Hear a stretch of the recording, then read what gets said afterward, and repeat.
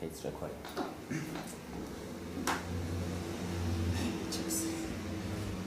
Good afternoon, Kevs. How are you, man? Thank you for hosting us in this beautiful house of yours and in such short notice to agree to be part of this People Behind the Papers project. Just to give you a little bit of background on this project, we are trying to look at how social research psychologists in South Africa got to where they are, or the challenges that they encounter. In a nutshell, we are trying to display what it is like to be a social science researcher in South Africa. Okay. So the conversation will most definitely not be about the content of your work, even if we talk about the content. But I think the nutshell would be on the processes behind the work and how it affects you as a person and as a profession. Yeah. So It's a nice project. I'm glad to be part of it. Yeah, eventually. Yeah, elusive. We try to get hold of you, like, whatever. Yeah, so a brief background on those who do not know who Kevin is, personally and academically. Who is Kevin? Wow, that's quite a curveball to start with. Well, I'm an ordinary guy, grew up in East London in apartheid South Africa, went to like sort of a boys only, whites only school, had various, struggles, not the least of which was not going to the military, which sort of was a very important defining part of my early life, and then went to London. I left. I did my sentence to. I did a sentence, and when that was over, I was due to community service. When that was over, I went to London. Then I returned to do an honours at UCT. I did a doctorate there, and I worked there for 4 years. And then I came to KwaZulu-Natal to work at the then University of KwaZulu-Natal. Where were you based in London? I was selling paintings door to door. I lived in Fulham. That's actually where I met my wife. She was also selling paintings at a rival company. So you're an art guy. Yes, I like art. You can see your house is full of nice decorations. Yeah. And so going back to the history, and it's an interesting part that you touched on. You grew up in the apartheid era, white only school. And when one looks at the work that you've done, does growing up in that kind of environment affected or influenced how you perceive the world? Absolutely. I live on the margins, I work on the margins, and funny, even though you went to I was like sort of the dominant group, the white male, at like this kind of privileged school, but I felt even then at the margins of that society and that culture.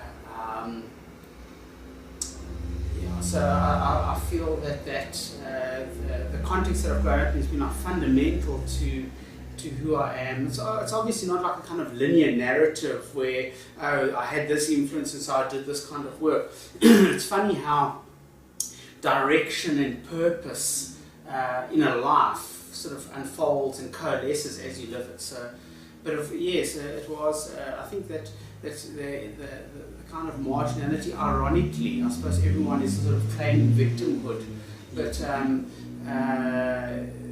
I do have a sense in my life as working from the margins.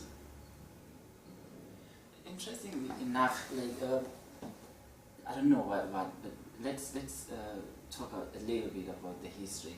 So you said you skipped military. Yes. And it was compulsory. Yes. And why did you decide to do psychology in the first place? I actually registered because I wasn't going into the military. I studied through NISA, my undergraduate. So I did quite well at school. I sort of liked school and I liked studying in that. But then I didn't go. A lot of my friends went off to university, and I sort of thought I would like sort of take a stand, and I studied through NISA, and I was doing a BSc. I started off. I did a BSc. I was going to do, I was doing physics and chemistry and computers and stuff like that, and maths. And I did a course in philosophy, which led me into psychology. And my interest started changing. I sort of discovered existentialism. It was like so interesting, so exciting. Sort of made you think thoughts that you hadn't thought before, which was liberating and exciting. And I then sort of went in that direction. So it's, it wasn't like there wasn't any sort of great purpose or great plan. I don't think any life has a great plan there. Yeah. Like touching on philosophy and BSc, it's quite obvious from the work that you've been doing, and I've been reading your books on quantitative stuff and the numbers and whatnot. Now I understand where you come from. So you did BSc, maths, computers. Did maths. I majored in statistics and psychology. So there's quite a, and I do. Since then, I do quite a lot of qualitative work, so I'm quite happy with qualitative work and quantitative work. I'm not a kind of, I'm not a purist. Touching on purist, there was a paper that I read. I think you wrote it. It was published in 2011, where you talk about discovering discursive psychology, and you make it a point to say. I did this while you were a postgrad student at UCT. I'd like to go back to that era. Who were the first people who kind of not influenced you, but whom you worked with at UCT? Like, I don't know how to say paved the way, but people who influenced the work that you're currently doing. Well, it was actually quite a, when I spent 4 years working there. They had this post called the Junior Research Fellow, and the other people that had that post as well was Colin Traduce, who's professor at UCT, John Dixon, who's professor at Open University, Lindy Wilbraham, who's professor at Rhodes. So it was there were quite a few people that, and some of those relationships, like the times between John and Colin and myself, are still firm. We still do research together, we still collaborate, we still publish together. So a lot of those times. So in one part there was the zeitgeist, with a whole lot of people. And you're still young, like all of you. We're all still young. Don Foster was an important character he supervised our work. Anne Levette supervised Lindy, and she was also an important figure. Ian Parker came to, Ian and Erica came to UCT at that time. There was a little conference, that's where I met Martin at that conference. So it was a sort of mid-90s, early to mid-90s. It was a kind of young students in South Africa sort of embracing this new wave of social constructionism that I suppose in the 1980s, with changing the subject, 1984, it sort of started happening in our discipline, and sort of, a decade later, we were there, and it's amazing. All of you are still there. And, one interesting thing is working social constructivism, and it was the pathway.